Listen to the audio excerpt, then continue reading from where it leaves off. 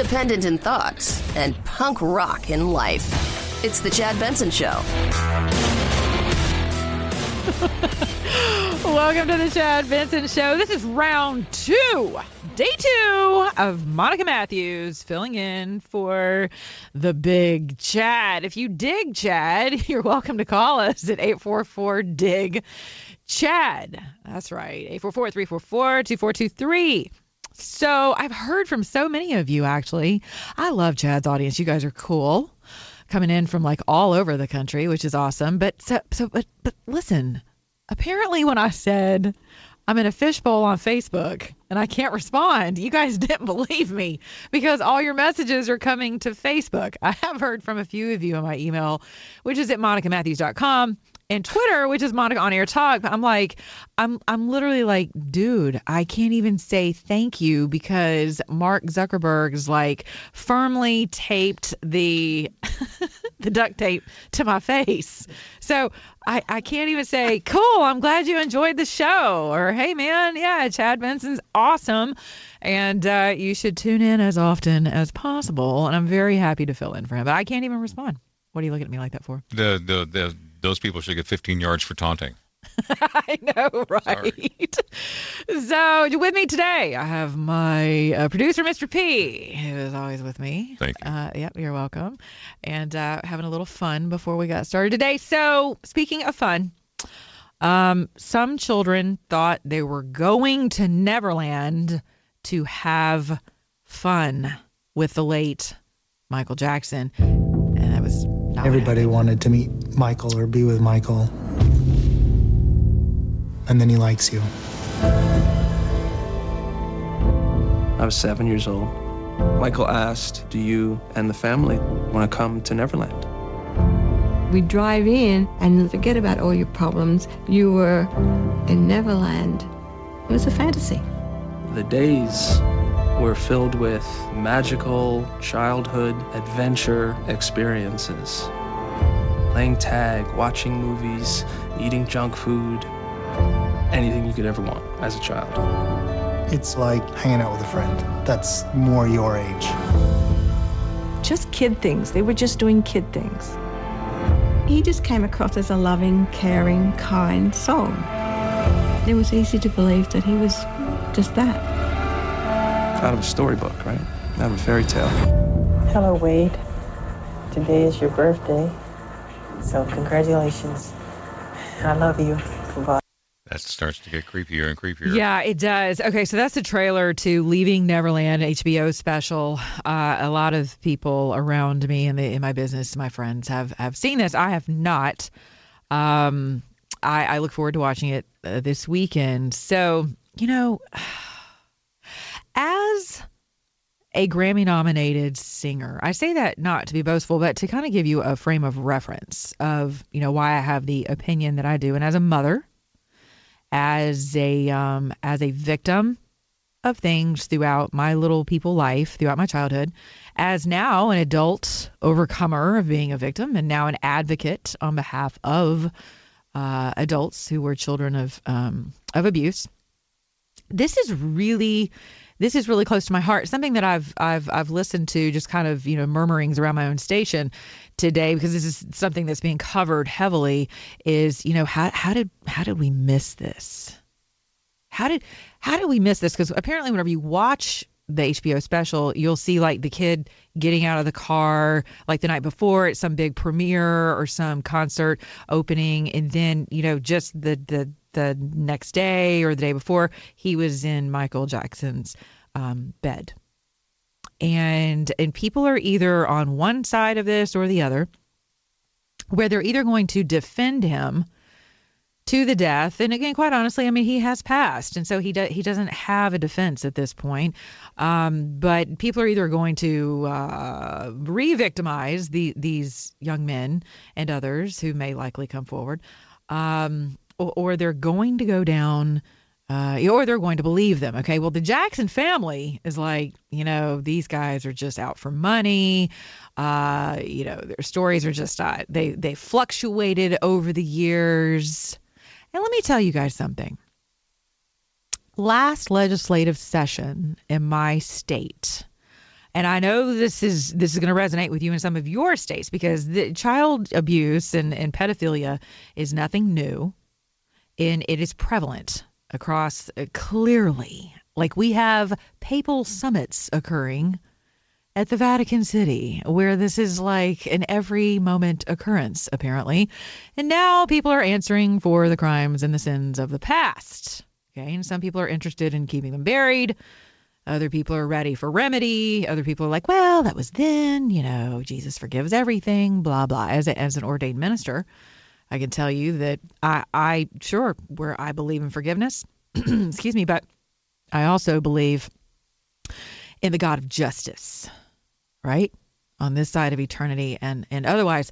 And so whenever it comes to little people, that's really close to my heart. As a Grammy-nominated singer, I can tell you that the industry is built. It sits upon, it rests upon your idolatry. As a consumer, that's where it all begins and ends. Not all of us fall into the idolatry realm. Some of us can actually enjoy music for what it is, and for creative beings for what they are, for who they are and what they bring to the world, which is honestly, it's a narrative, it's communication, it's healing. It can be, it's communicative. It's it can be binding. It can express so many different things, right? From rage and violence and the feelings of injustice, to love and happiness, and to sadness and crying in your beer and your dog died and all that good stuff. So, so this isn't a vacuum. This isn't like a myopic approach. But people ask me, how does this happen? How does this happen in front of the whole world and no one knew it? And I'm like, no, dude, no, sorry. You don't get off that easy. It's not that we didn't know it. We didn't want to believe it. And it's the same thing in the Catholic Church. If you watch this movie right here, which really blew the lid off of all of this, if you haven't seen this movie, you should. It is worth the few hours of your weekend to really wrap your mind around how these things happen, and to really kind of remove yourself from this hyperbolic place of just heaving accusations on one particular sect of Christianity. I know there's things you cannot tell me, but I also know there's a story here, and I think everybody will hear about it. Do you think your paper has the resources to take that on? I do. Do you? The Boston priests molested kids in 6 different parishes over the last 30 years. The church found out about it and did nothing. We haven't committed any long-term investigative resources to the case. No, we haven't. And that's the kind of thing your team would do. All right, that is the trailer from Spotlight. If you haven't seen it, you should. Blew the lid off of just years of violations against little people. But the similarity here, again, is the idolatry. And what you find is our parents who said, yeah, but it's the priest. And look, he comes to our house and he invites our little Timmy over for whatever.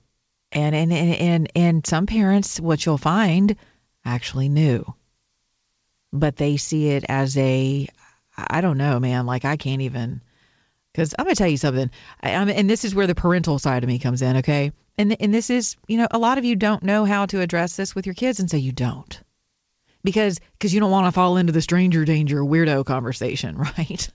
And I didn't, but like I said yesterday, I told my daughter, this is your constitution, this is your body, this is yours. And trust me, if anyone touches it, I'm going to end up making the evening news. So, you need to be clear as a single mom too. Like, I've been widowed for 20 years. And so because I'm single, this is a good barrier to put up too. Because I'm single, I had a lot of her little girlfriends. Their parents would not let their children spend the night at my house because they didn't know if I had like men coming in and out of my house. I was like, I'm not offended at all. I don't blame you. I don't have a bunch of men running in and out of my house, but that's a great boundary to put up with your kids. And you've got the Boy Scouts of America. I'm contending with them right now in my state regarding legislation that we've been trying to pass through for the past couple of years. Some of your states actually already have it, God bless them, called Hidden Predator Acts. You've got Victims, Child Victims Act that just passed in New York City, for the love of God, that allows people in the Catholic Church actually agreed to it. It supports the measure, but it allows adult victims of childhood sexual abuse to go back and really contend with an entity, with a Leviathan that spread a huge dark veil over these gross offenses against people. And our state in the Bible Belt refuses to allow this to come forward, and that's a whole other show. But just think this. If you ever question why the heck someone wouldn't stand for justice in regard to this, just think of one word. You ready? I could do a contest right now. Money. Mr. P's like, just think about money. Think about what drives the entire Democrat platform. Well, it's not just the Democrats. I mean, it's anybody really in politics. But we're talking about a party that fosters victimization. That's how I see the Democrats, right? It's like the homeless guy on the street across from the state capitol the other day who gave me a long speech about lucre. Yeah, what was that about? Yeah, about the, not money, but the love of money being the root of all evil. Right. Well, that's true. And so money, money affords people opportunity that possibly others wouldn't have. It affords you, creating a giant veil over things that deserve justice. And to me, it's not enough for us to just make fun. Well, it's the Catholics. We were trying to find that one clip that was talking about celibacy, right? And listen, when I deal with this legislation in my state, I can't tell you how many Catholic folks reach out to me to say we are embarrassed, we are mortified, we are sad, we're grieved, because we love our faith. And I'm not one to really down someone else's faith, as a Christian minister. I'm like, hey, dude, that's between you and the Lord. So you do you, I'm going to do me. And, but this is where we kind of have to draw the line as a society and say this is, we know it's not acceptable, but yet it still continues to happen. Why is that? Why do you, yeah. So I'm like, part of the problem, here's where I'm going to go. Maybe I'll just let this hang through commercial. Celibacy is a problem. We were listening to the trailer and I'm taking notes. I'm I don't even know how to spell that. Is that an indictment on me? But I'm is that with an S? Is that with a C? But I'm okay, one of the first things that God ever said, Catholics, Mr. Vatican man, it's not good for man to be alone. Okay, this is some man-made, contrived thing. Now I'm on my soapbox. But it's true. That would be a great place to start. You're already molesting nuns as it is. This stuff is rampant through the church, and it's all coming to light right now. We're all kind of aghast, going, what the heck has been going on for all these years? And I'm saying it might be time to allow for a Mrs. to be a part of a very natural desire that I think we've all been created with. Speaking of natural desires, I have a natural desire to talk about what the heck the Democrats are up to today up in Congress. So that's coming up. Don't you go anywhere. This is Monica Matthews filling in for Chad Benson. We'll be right back.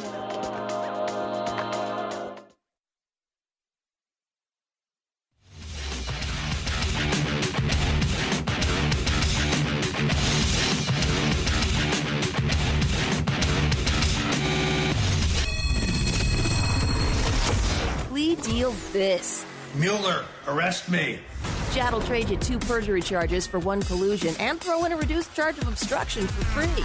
Yeah, I'd do that. For just listening to The Chad Benson Show.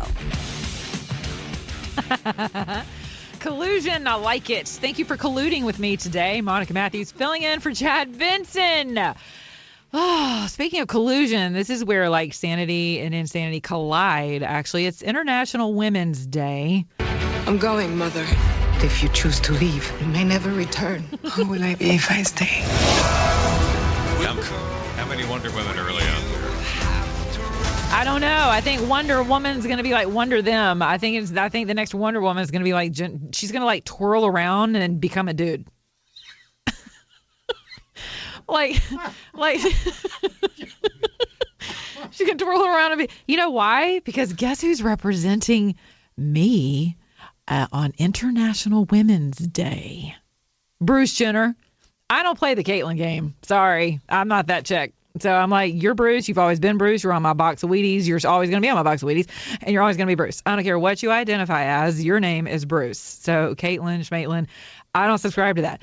So a little less like International Women's Day. I'm going to talk more about this at the bottom of the hour.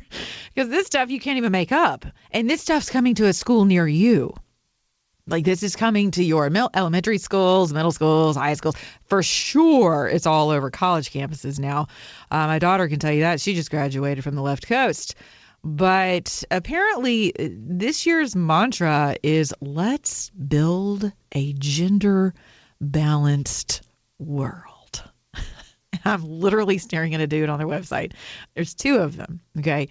Balance is not a woman's issue. It's a business issue. The race is on for the gender-balanced boardroom, a gender-balanced government, gender-balanced media coverage, a gender balance of employees, more gender balance and wealth, gender balance sports coverage. Gender balance is essential for economies and communities to thrive. Pander, pander, pander, pander, pander, pander, pander. Don't buy this crap. This doesn't represent me. I am a red-blooded American female. I'm white. I'm a nationalist. There's nothing supreme about me. There's nothing divine about me. I'm just a plain old girl from the South who has been through hell and back, who loves men, who loves to hunt and fish and all that other stuff. We'll be right back. More of me, the chick, filling in for Chad Benson. Monica Matthews. We'll be right back.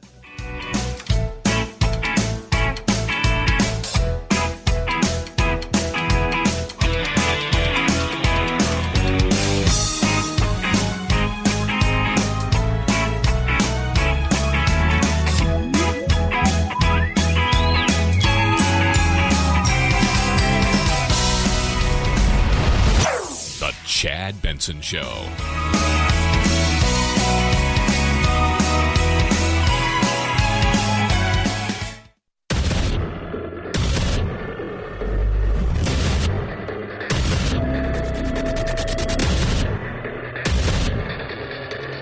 Independent in thoughts and punk rock in life. It's the Chad Benson Show. Welcome back to the Chad Benson Show. This is your host, Monica Matthews, filling in for Chad 2.0, day 2, taking your calls, 844-344-2423, 844-DIG, Chad. So today is International Women's Day. What side are you on? Well, I'm on the pink side. Whatever that means. Excuse me. But that doesn't mean that I'm wearing my pink hat. Because I don't subscribe to that mess. Like, I think I have to tell you. So I was in D.C. for the president's inauguration. And it was really gross to see a lot of little girls running around with their just crazed mothers and aunts and uncles who want to be aunts and all that stuff. And in this era of gender fluidity and all things, gender mush. We live in the beige world of today. I found myself really super bothered by that because children, especially little girls, are extremely confused. When I see little girls online with their sick, twisted videos that they're rabid, like their rabid mothers and aunts put them up to. In honor of I'm female, hear me roar. And to me, that's not what being a female is about. And like I said at the beginning of the show, I've come through, if anyone has a reason to not like dudes, it would be me. All right. You're going to be like, why? So, I've had some things happen throughout my life that were not cool. I mean, they were victim oriented. But I don't live there. And I always say men are not part of our problem and they're not part of our solution. And what I mean by that, excuse me, it's allergy season here in the South. What I mean by that is that I see us all as just having like this, we have this thing called the human condition, all of us. And none of us are above it.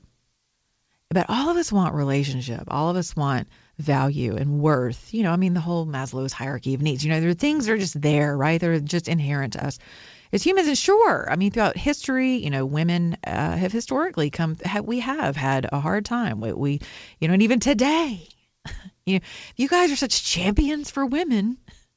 Rent yourself a pink plane and fly on over to Saudi Arabia. I mean, go set some of your sisters free, for the love of God, because they're actually oppressed. They can now drive, but to their stoning. So it's a little less like liberty when it's a little less progressive when the woman can get behind the wheel to drive herself to her own death, right? But we live in the greatest nation on earth, and we're all pounding sand because there's some made-up mystery, some conspiracy against people with ovaries. And I just don't subscribe to that. Every time I hear Nancy Pelosi, well, we just know that those are Republican males, have a vested interest in the reproductive system of women across the country. Like, nothing could be further from the truth. I said yesterday on this show, I was super proud of our president for standing up in the State of the Union addressing life, because he gave men a voice. He gave men permission. He actually invited you to the field to say, okay, you know what? I'm not staying out of this conversation anymore. You know, I have a friend of mine who's extremely wealthy, and he says, you know, and he's never been married. He's escaped. He's like in his 60s, and he's like so proud of himself. It's so lonely. Money can keep you warm. Just depends on who you buy, I guess, for the night. I don't know, but you know, pretty gross. So he's finally realizing, like, dang, I think I missed out on a few things. But he says, you know what, Monica, we're getting to a point where we are nothing more as men than exotic house pets, right? That's bad. That's so bad. But it's true. That's how an entire body of women are leading the charge for femininity. I'm like, you guys don't even shave. Shut up. Sit down. You do not represent me.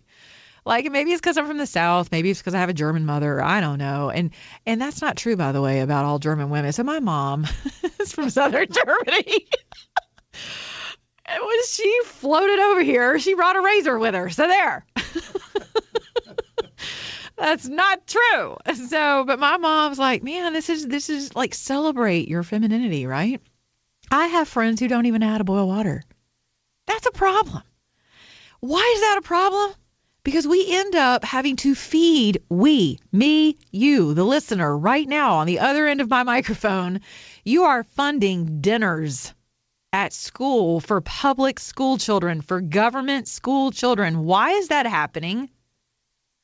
Don't give me this poverty crap. Don't tell me that you can afford a lottery ticket, but you can't pay $1.75 a week for your kid to eat.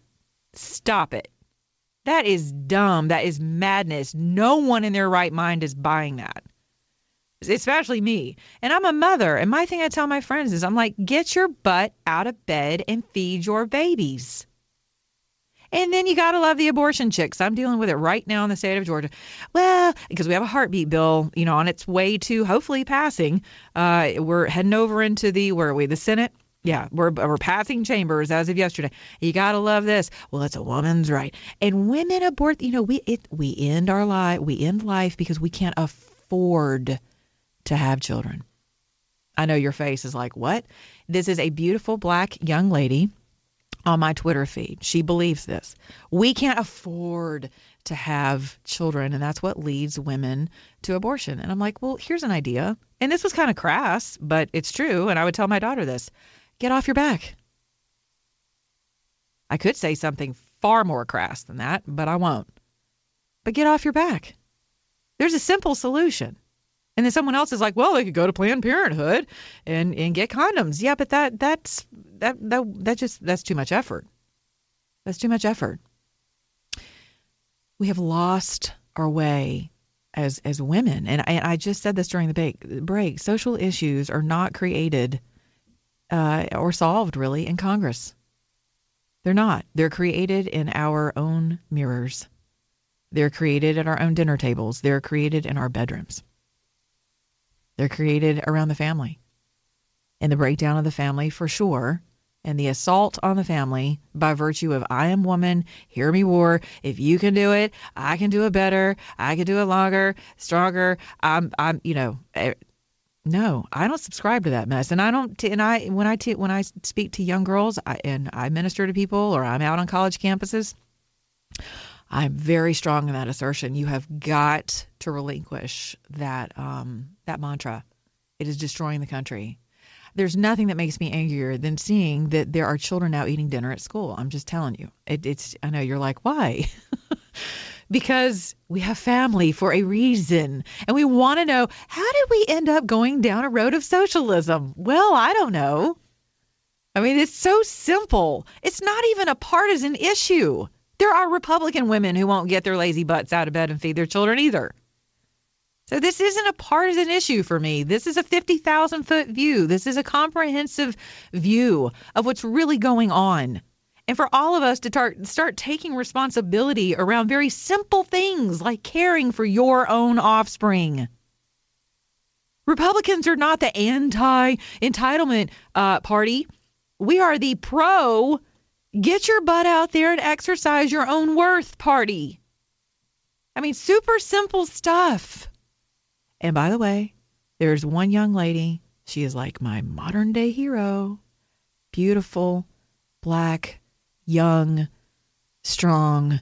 She gets it. Miss Candace Owens. Abortion is murder.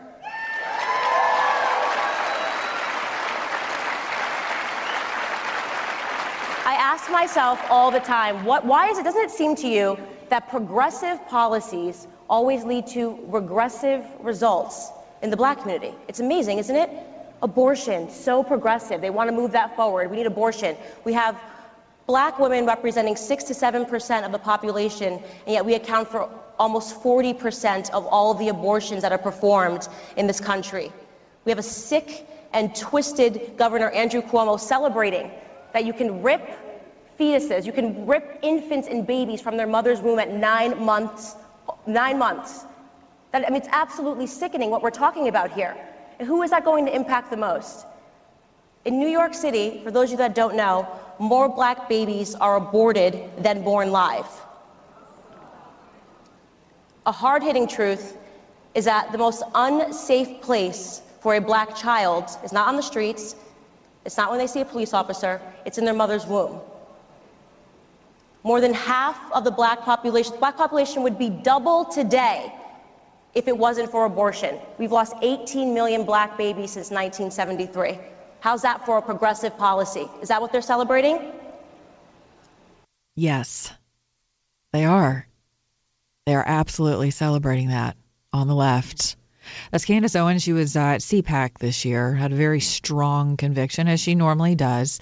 She's also leading the charge of Blexit. If you're not familiar with that, that is basically blacks exiting what they will refer to as the Democrat plantation. You're not supposed to say that if you're white, by the way, especially if you live where I do. Like, those are stoning words. So, but I'm not afraid, clearly. So why? Because it matters. Excuse me, it matters.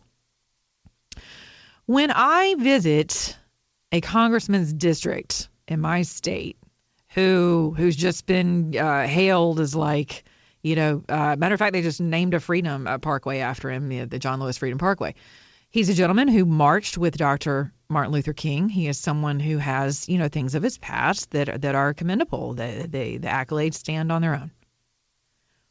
But some people are not happy unless they're not happy. They never want to achieve freedom. Because once someone's free, some people are just born activists. And it's like, what do you do once the battle's over? What do you do? Especially if you've made a living off of it. Abortion's an industry.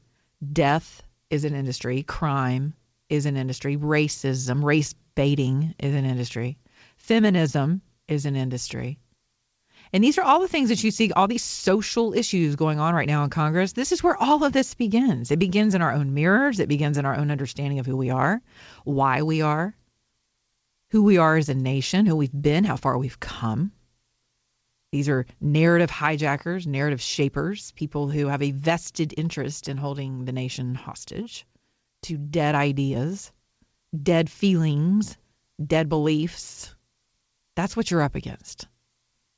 It's not, and your congressmen and women are not going to solve this, by the way. It's going to happen in your neighborhoods. It's going to happen in your own mirror. It's going to happen around your dinner table, your carpool rides. You know, every interaction you have with a neighbor, you're going to be the person who's going to maintain this republic and her integrity. I love Candace Owens because she's not confused about the issues. She knows who she is as a woman, and she's not afraid to stand on that. And I think we need more young women like her. Every time I speak at a Republican function, they'll ask me, what do we do? Where do we go? How are we going to maintain the party? I'm like, well, first thing you can do is reach out to your young people, your young women. Hey, get smart, guys. If this is the year of the woman, then put your best and your brightest on the front lines in politics. Start investing your time, your treasure, and your talent in women, conservative women who are, I'm not talking about Murkowski and Collinses of the world.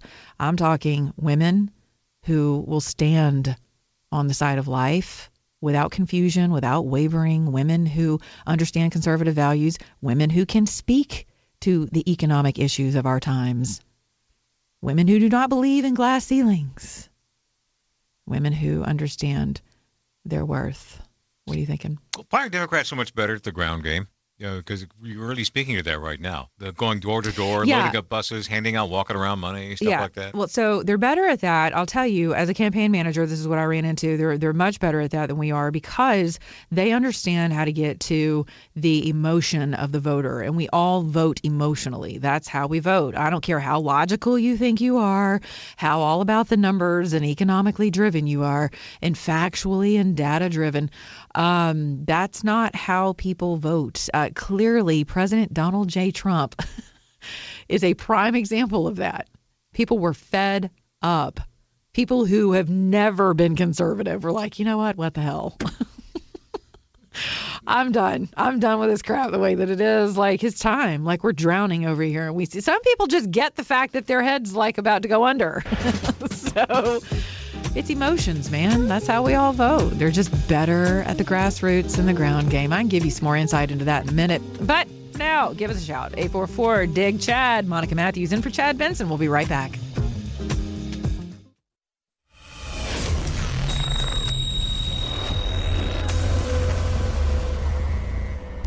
Deep states? No. Deep doo-doo? Yeah. The Chad Benson Show. Welcome back to the Chad Benson Show. Monica Matthews filling in for Chad today. What's this deep doo-doo business? Oh, wow. Some of you guys are going to be in deep doo-doo whenever you lose your hour this weekend. I hate this. I hate losing. I hate this spring forward crap. You don't like that? I don't. Why don't we just leave it the way that it is? And it's dangerous, too. Okay. So we turn the clocks forward this weekend, and that means we lose an hour of sleep, making driving more dangerous. AAA says morning commutes in the dark, combined with drowsy driving, add to the risk on the road. In fact, missing 1 hour of sleep takes a toll on your brain. Our Dio Benitez tested his driving skills after missing sleep the night before. 1 hour, babies. Experts measured his alertness by tracking his brain waves.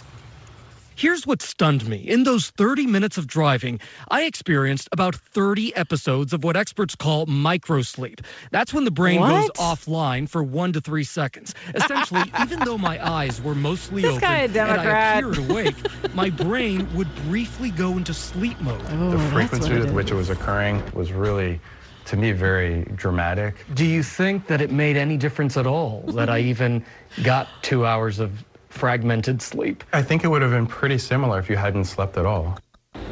I take naps via microsleep. Right. Researchers found people who sleep 6 hours a night function just as poorly as those who stay awake for 2 straight days. How are we doing right now? What?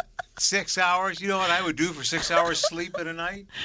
I know, right? Like you operate on like 4, 3.5. See, that's going to lead to like dementia or Alzheimer's, apparently. Probably so. Right? Probably like that. I mean, those studies have proved. I just want to know who's conducting the studies. Like studies show. And why are we still doing it?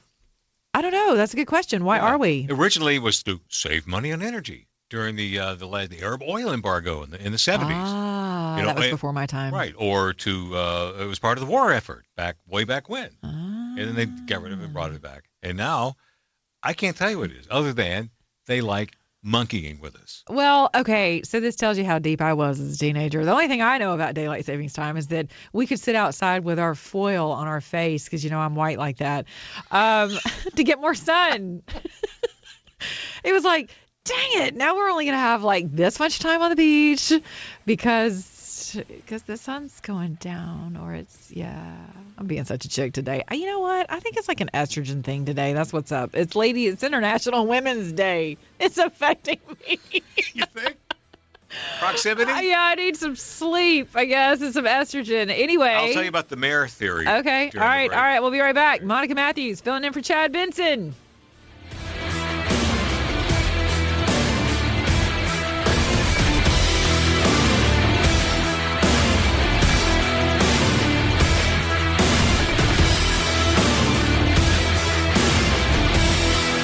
This is the Chad Benson Show.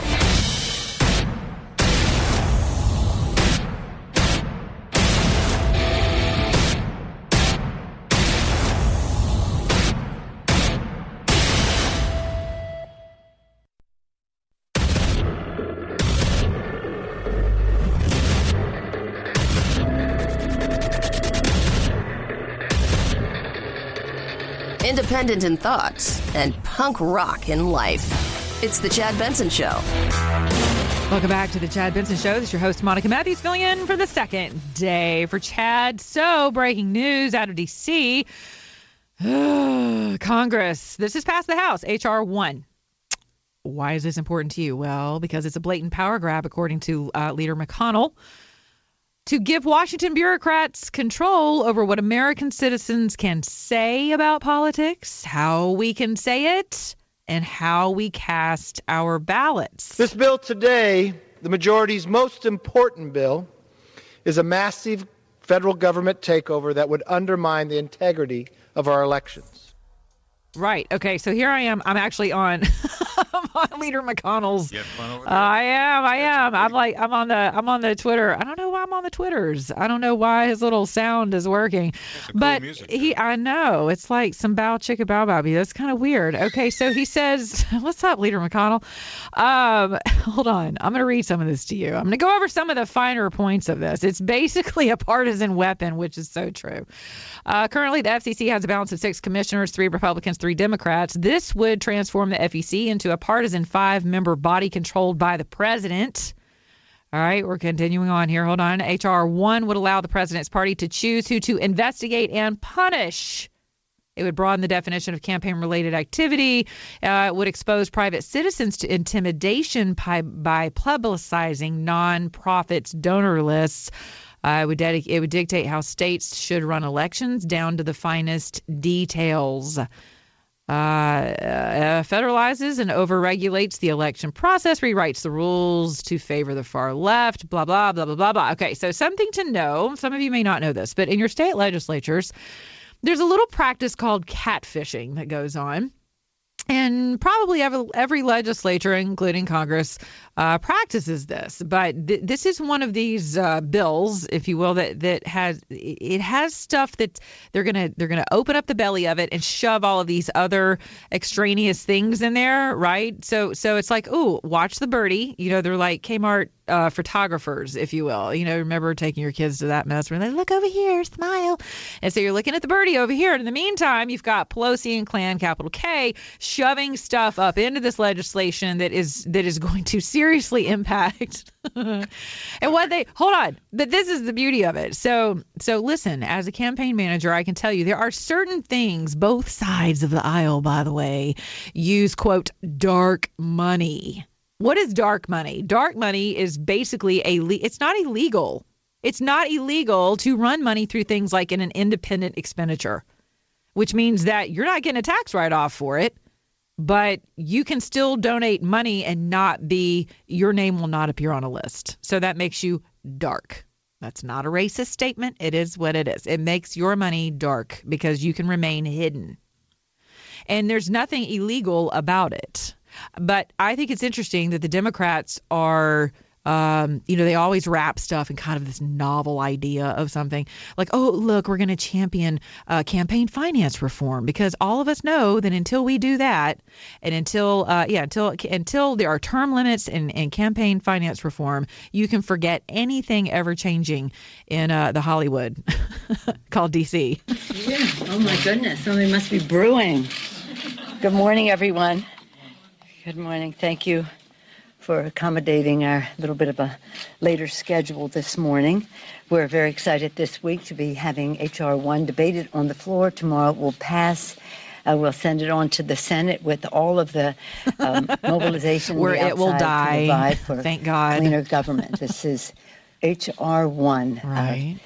A priority for our freshman class. They'll be on the steps of the Capitol tomorrow to proclaim their support for it. Yeah, with a gun held to the back of their head. Sure will. Our freshman legislators, like, the Muslims who can't stand the Jews, and we're not going to do anything about that. I mean, amazing stuff going on in our U.S. Congress. But this bill is riddled with basically an accusation that black folks and minorities in general don't understand how to get themselves to a poll. The voting issues. You look at voter suppression, right? And it's Republicans behind this. Now, you said if I was right, you'd admit it. No, I'm just asking you to explain it further, because I want people that are hearing you to hear. There are laws like you have to do 3 back flips, 2 somersaults, and he said a black flip. That was an ID or other forms. Let me ask you a question. Other forms. Okay, so just to give you perspective, he said a black flip, not a back flip. Listen, that is Hawk Newsom. Hawk is the chairman of the Black Lives Matter New York branch, and he is having a conversation with Miss Candace Owens Black about people voter are too suppression. stupid to get a driver's license. Why would you call black people? Because to me, I'm offended that people call You're that. black. No, I'm asking you You're something. black. I'm asking you something. I'm You're offended black. when people say to me that oppresses us. I'm like, I don't know a single black person that doesn't have ID. You can't drive. You can't buy a pack of cigarettes. You can't buy alcohol. Don't think we're so stupid that we can't figure out how to get ID. It's insulting to call that voter suppression. Okay. It's insulting. What about the closing and? Do you know a single black person that doesn't have ID? Yeah, I do. I actually do. Really? What about because I don't know when a single black person that have ID. To get ID, you need 3 other. How are they living without ID? You can't go to school. You need 3, 4 other. You can go to school. You get a school ID. Okay. Right, but they won't take that at the polls. So you're saying they won't black take people that at the polls. at 18 years old Yes.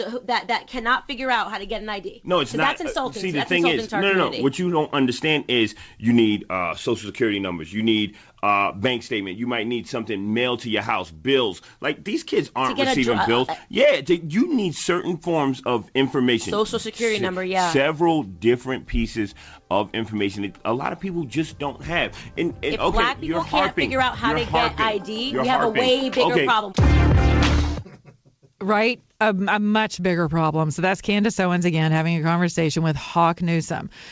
Interesting point about Hawk Newsom. He's actually from a family of activists. That's how his parents got together. Remember I was saying earlier about how generationally activism just kind of keeps rolling on because it becomes an industry. It becomes a generational industry. We're always going to have something to stand up for regarding with justice, right?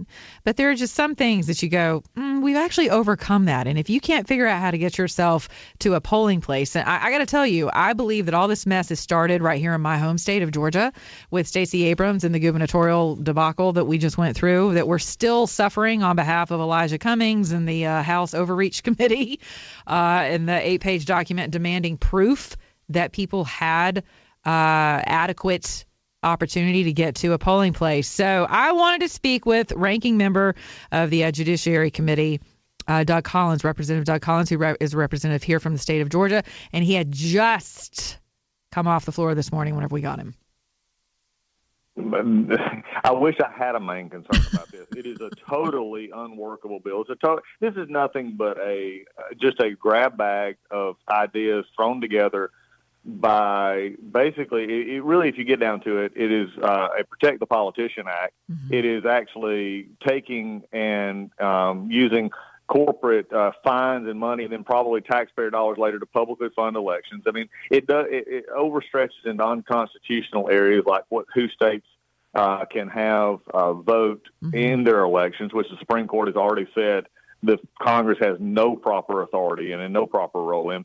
It's really just a sad indictment of what's going on in Congress right now by bills being rushed to the floor without being going through committee, without being properly marked up. And I'll just leave one thing. If there's a problem that just shows this, and I pointed it out on the floor the other day, this bill actually would make it illegal to keep a 4-year-old from voting because they did such a bad job drafting the legislation. Right. Well, I've noticed that 16-year-olds are now included in the voting process. Is that right? That got defeated. I think that got defeated. But yes. Okay. But I mean, again, this is the kind of stuff that you're getting into a bill that has absolutely no, thought of going forward in the Senate. Right. And and the idea, and I'll take it a step further. The idea that is discussed here often about people voting and having access to vote. Georgia is a great example of where voter rolls have increased, where over the past 4 years, from 2014 to 2018, Hispanic male and Hispanic female, African American male and African American female, all the lowest increase was 11%. The highest was 25% increase for those demographics. Right. So it is pretty amazing that we're doing this. I know, I agree. Well, and being here in this great peach state, this is the gubernatorial that will never be at rest. So, So unfortunately, yes. Yeah. Okay. So if this should become law, give us what effect would it have? The sort of the easiest bottom line effect for something that will never become law, but if it did, it's really a federal takeover of elections. Yes. And it's a hodgepodge of a lot of different things that, have been talked about for years on, voting and, redistricting and just other areas that, frankly, it was never put through a proper committee process. They sent it to the smallest committee in the House Administration Committee. There's only, I believe, 7 members or 8 members total in the whole committee. They didn't run it through the Judiciary Committee, which I'm the ranking member of, which has the background and the authority to actually, look at a great deal of this bill. It didn't run through oversight, which is another issue. So I think that really the bottom line issue here is it's belief that Washington can do it better than anybody else, and that. And so it's just very frustrating that this is something we wasted an entire week on up here. Right. Okay. So something that you're quoted, I love this, by the way. So I think this was just yesterday. You're like, under the bill before us today, you won't even see, you won't just see cases with names like Gore v. Florida. You're going to see the sorts of lawsuits like Everybody v. Everybody. So yeah, exactly. Yeah. So that's, and I think that's what we're seeing here. But listen, so it's so badly written. Mr. P is like a preschooler. Could vote at this point, but how could it cancel out? And if you keep them from voting, that's the problem. And here's the problem: it allows people who should not be voting to vote. And every illegal vote, this is something that's often talked about. We talk about people's vote not being counted. There's also a flip side of that the Supreme Court's actually written about that said that every illegal vote, someone who shouldn't have voted either in a certain precinct or a certain area, or should not have been allowed to vote, negates the vote of a legal voter. Let's make that very clear. Anybody who votes illegally, they didn't go through the proper process, or they shouldn't have been voting to start with, negates the votes of you and I who have properly done what we're supposed to do, being citizens to vote in this country. And you mentioned the issue of lawsuits. This one takes the America Votes Act from 2002, which was designed to overcome the election of Bush v. Gore and the problems you had in Florida of Gore versus Florida. And it actually allows anybody anywhere just to continually sue until they can feel like they can get enough votes to win. Wow. That is, it actually puts lawyers back in the middle of it instead of trying to streamline it so we can have integrity in our elections. Right. Well, what's your concern about allowing convicted felons to vote? I think it's the issue is for states, and some states have dealt with that issue, and others. But you don't want the federal government going into areas where it should not be. Right. Process, because if you do, what else are we going to go into? We're already in enough up here. I mean, we're having a hard enough time running our own budgets, our own everything else. We don't need to be, again, taking on areas that the Supreme Court has blatantly said you should not be here. Right. What do you think about the move to make Election Day a national holiday? I mean, if that's what it takes, I've never really had a problem with that. But my problem is this: why do we need a national holiday when you have, like in Georgia, multiple weeks of voting? And they talked about people working during the day. Well, we have Saturday and other voting. You have one of the most generous absentee programs. I mean, again, you're making. I always thought, from my Baptist upbringing, when I was a pastor, I always heard this saying: that pastor, if I won the lottery, if I won that $100 million lottery, I'll give 10% to the church. No, you're not. If you're not already giving 10%, you're not going to give 10% of it in. And just because you make it a national holiday doesn't mean people who are not going to vote are going to show up simply because now it's a national holiday. That's right. They're going to be off of work doing other things. So that's right. It's one of those things that up here, and I've come up with a term for this first few weeks. And here's what it is. It says, what makes you feel good doesn't always heal you. There you go. And up here, this bill may make you feel good, but it will not heal you and will not help you actually do the things that you're wanting to do. That's right. You cannot make people care. You can't make people express their patriotism. So I'm with you on that. I want to pivot for just a second. It's International Women's Day, and I see you have a position on reauthorizing VAWA, the Violence Against Women Act. What are the Democrats trying to do with the law to weaponize it? Adding in gun control. They're adding in gender identity issues. They're taking a stance against bench warrants, which are often used to protect those in domestic violence situations. This has become a bill about wide-ranging issues of gender identity and other areas of gun control and things that take it away from the very core concept of what the Violence Against Women's Act is supposed to be, and that is dealing with the relationships, and especially with women.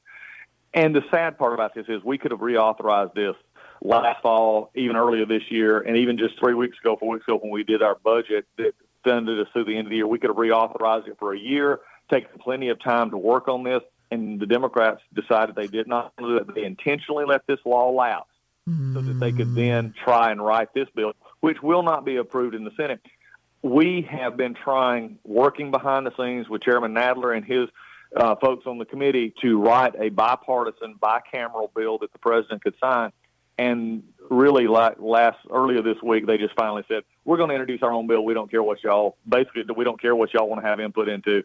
And they're going to do it themselves. And we're going to end up with no bill for a much longer time. And that does a disservice to women who are in these relationships, and also to the whole atmosphere of grants and goals and those people who protect those, founded in domestic violence, the children and the spouses. Right. This is just a sad state we're in right now. Right. Yeah, the old trick of catfishing legislation. We live with it here in the state of Georgia. I know, it's awful. Congressman, thank you so much for your time. I appreciate you. We're praying for you up there. So just know we got you covered. Of course, we got you covered, and look forward to seeing you whenever you get back. That'd be great. Thank you. Y'all. Take care. All right, bye-bye. All right, you heard it here first. Representative Doug Collins of Georgia, ranking member of the House Judiciary Committee. Now we pray that it does not make it out of the Senate. I'm confident that it won't. We'll be right back. Monica Matthews filling in for Chad Benson.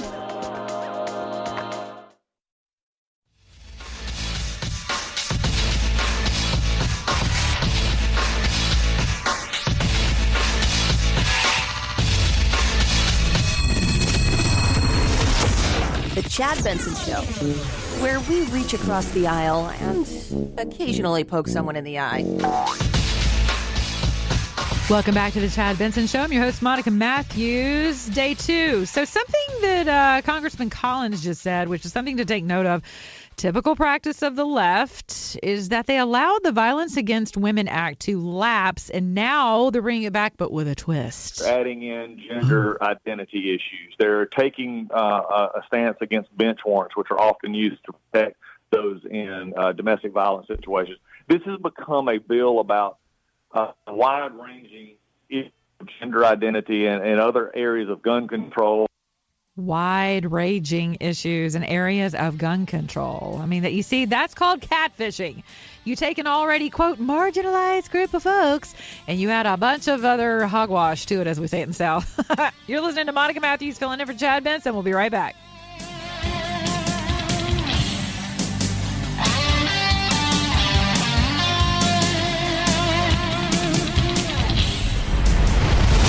The Chad Benson Show.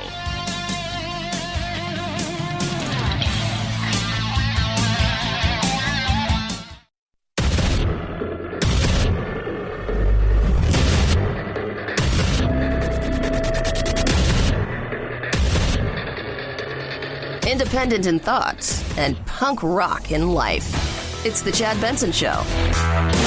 Welcome back to The Chad Benson Show. Monica Matthews. What have you guys got planned for Friday night? What do you do? You're married. What do you do on Friday night? See how quick I can get to bed. Oh, wow. Oh, I'm a single chick. I'm seeing how fast I can make it to my tub of ice cream and popcorn. I'm going to celebrate National Women's Day. Or is it international or national? What are we doing? I think Who's it's marginalized? Who's more marginalized? International women or national women? Well, here's how it sounds in Spain. They're rocking. Seriously. I think I see some beads in there. Beads? Mm-hmm. They're telling the men of Spain they need to step in and step up. Uh-oh. Yeah. They sound like Democrats. Yeah. Oh, yeah. Here's how it sounds in Madrid, just next door. Uh-oh. We don't know what they're saying. You might want to turn it down. Okay. Those protesters. Exactly. We don't know what they're saying. I heard a couple of choice words in there. Did you really? So, yeah, I fully expect to hear from some of Chad's listeners who are going to be like, girl, do you know what they were chanting? So, yeah, in honor of my sisters, my estrogen sisters, I'm finding in this day and age I have very little in common with a lot of women. I'm just telling you. Even conservative women, like we're known as being like pearl clutchers. Right? I'm like, why can't we be cool? It's like the homeschoolers again. Remember, I think I was just talking about this. Like, you can't, like, are there normal homeschoolers? I was a normal homeschooler, like, and it was hard to find normal people. They're either flower children or the government's out to get you and monitoring your kids, which they probably are. Or we're all going to hell and you can't be friends with the heathen neighbors because we all have to be super Christians. So, but I was the cool homeschooling mom. I was like, man, take a load off. It's 2 + 2 already. This is okay. How many hours a day did you spend on that? Well, enough? Well, no. So here's the deal. So my daughter's a self-starter, thankfully. And I'm a musician, dude. Like, I mean, that's what I did then. Like, I was busy chasing the moon and stars. This is before politics for me, too. So this was before I started paying attention to, something's really weird about that Obama guy. Something just doesn't feel right. And I was actually writing for politicians, but I was just apolitical. And so I spent a lot of my day, we'd get up, do a couple of hours on something. I was the homeschooling parent where it was like everything can become homeschool. We go to the grocery store. I go get gas. And I was in the music industry, so she went to me during contract negotiations and gigs, and so she learned how to civics. Yeah, so all that. She learned all of that. So, cool. And she ended up, listen, that's where I learned that it's like no child gets ahead. Forget this crap about the No Child Left Behind program. That's not true at all. It's no child gets ahead in the government school system. That's how the administrative state and the nanny state are set up. I lived it. So it's not like, I don't get on the airwaves and parrot a lot that I've heard from pundits or these are things I've lived. I've lived through this with my daughter, and going to a public school after homeschooling her, and she was 3 grades ahead in hearing, sorry, we can't do that. There's no room for her. And so the other thing that this has helped me with is whenever I deal with people, who want me to consult politically, and they're really confused about how to reach this, quote, marginalized demographic of people. And I'm like, no, actually, you can't, quit pandering to that mess. Okay. And I teach people, particularly who think that they're poor, I'm like, there are a lot of benefits to not having cash. I'm just going to tell you, because I was a very poor widow. But there were a lot of incentives out there for my daughter because I spent time with her to teach her.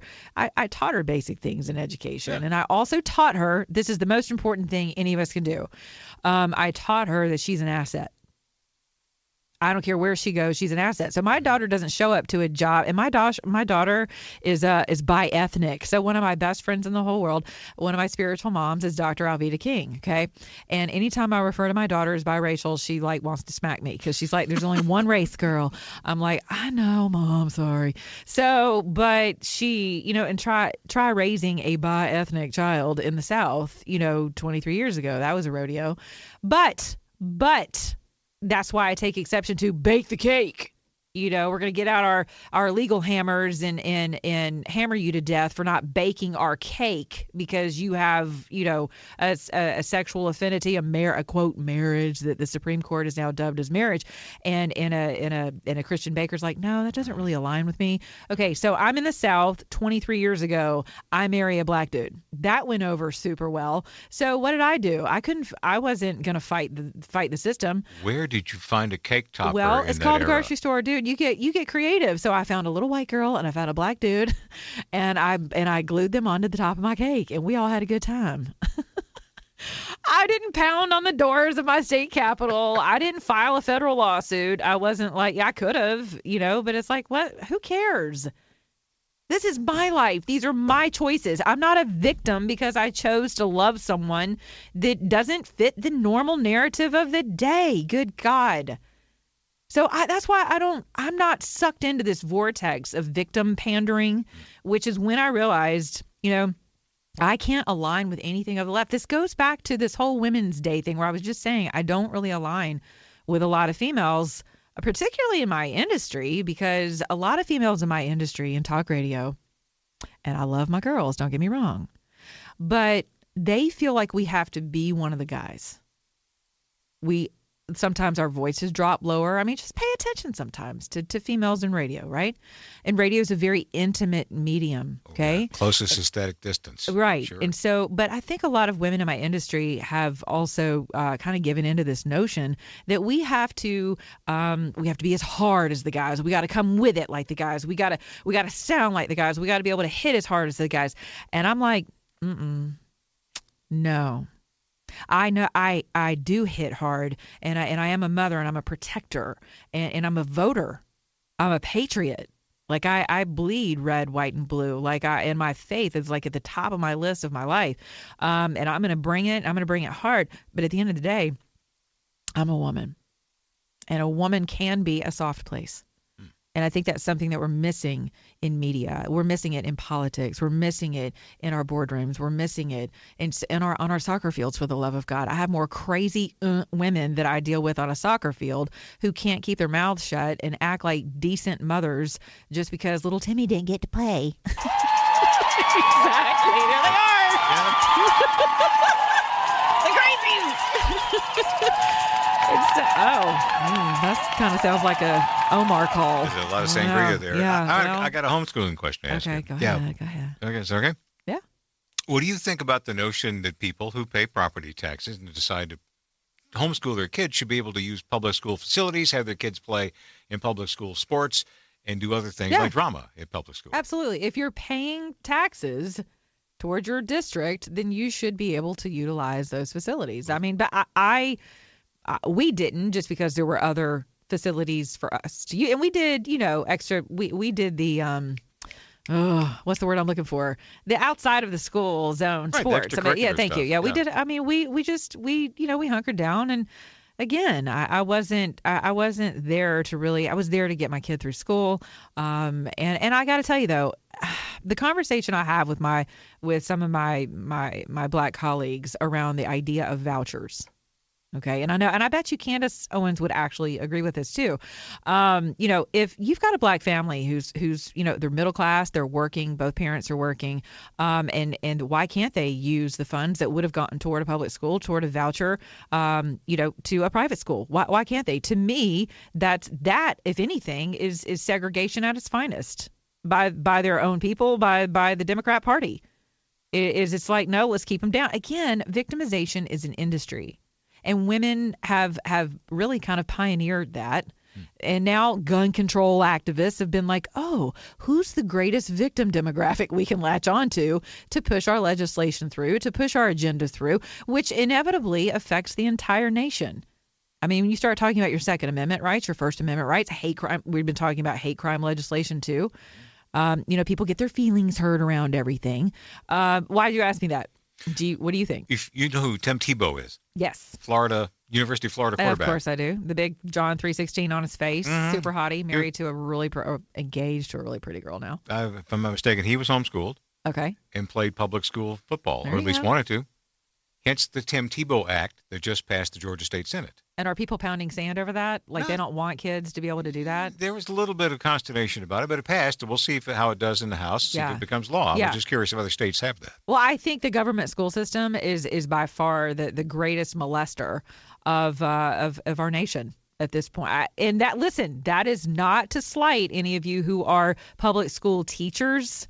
I know I have a lot of teachers in my family, my friends as well. That is not a slight, but it is an industry, and I believe the government should get out of it. That's just my humble opinion. And that's because I saw the detriment that it was causing my own daughter.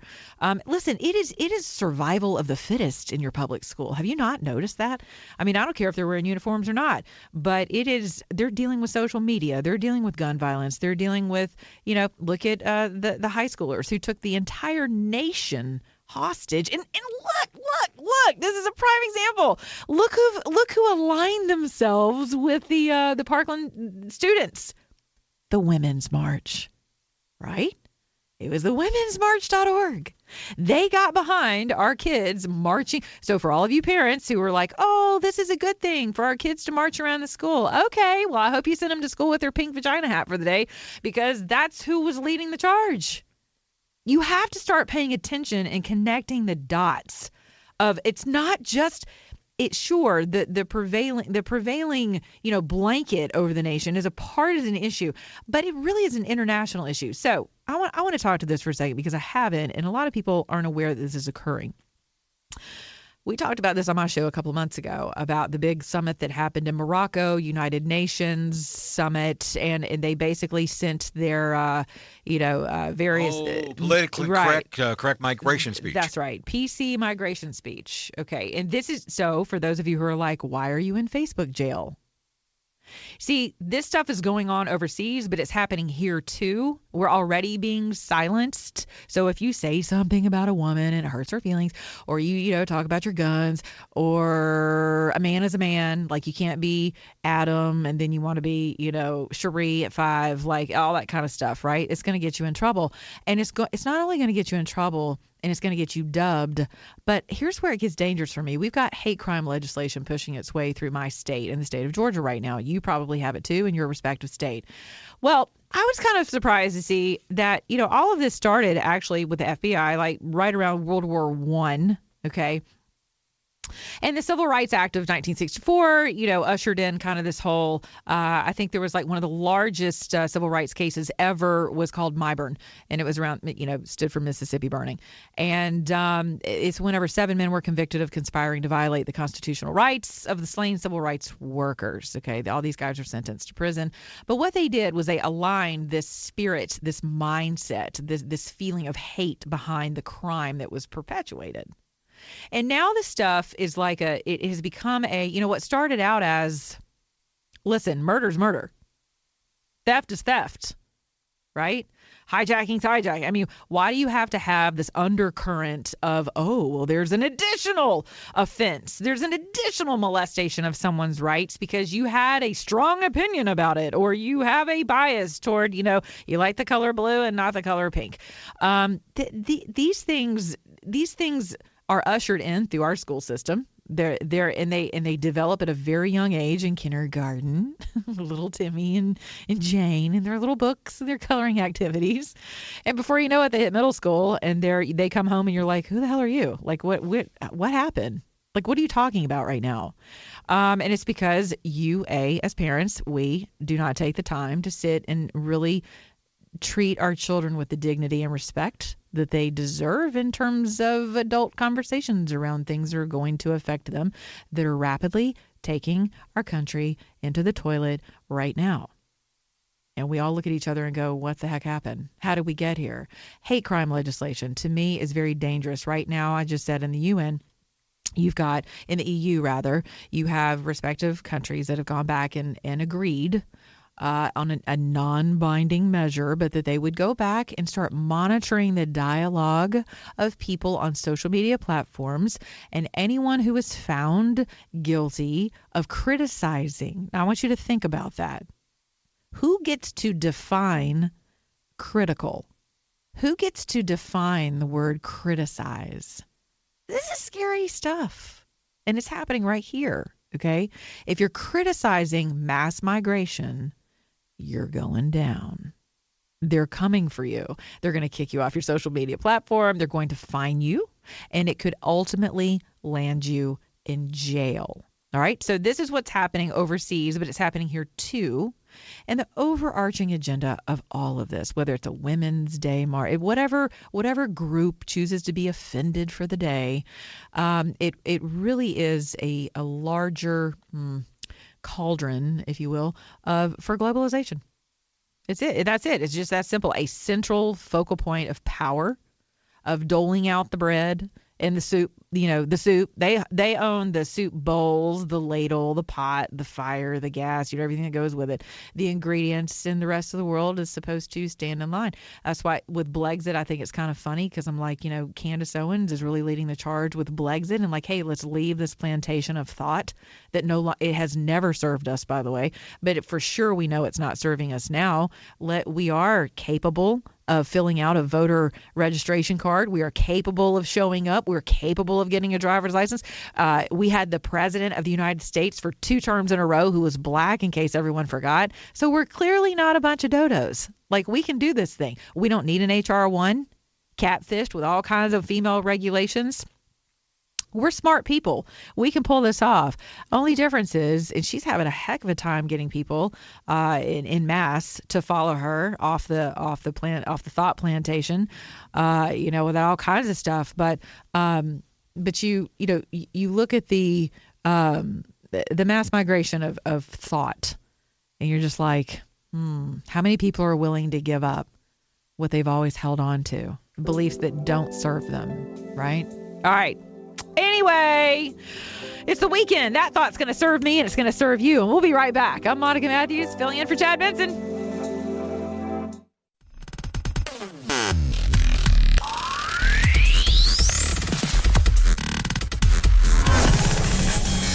Got that sniffling, sneezing, stuffy head thing going on? Time for your daily dose of Vitamin Chad. Monica Matthews in for Chad Benson. Today, you can catch me at monicamatthews.com, iTunes, and Stitcher. Monica On Air Talk on Twitter, the Monica Matthews on Facebook, even though I'm in prison. Jimmy Kimmel cannot get enough of R. Kelly. He went straight from Gayle to jail. And it's very interesting the way he speaks to Gayle King, because there's one person interviewing him, Gayle, but he makes his case to everyone in the room but her. How can I pay child support? How? If my ex-wife is destroying my name, Robert, and I can't work. Robert. How can I work? How can I get paid? How can I take care of my kids? How? Your ex-wife. Use your common sense. Your ex-wife says you abused her, That's Robert. Gayle King. You can catch that tonight, Friday night. Great date night show, I'm sure. That's on CBS tonight. See, it could be worse. Monica Matthews in for Chad Benson.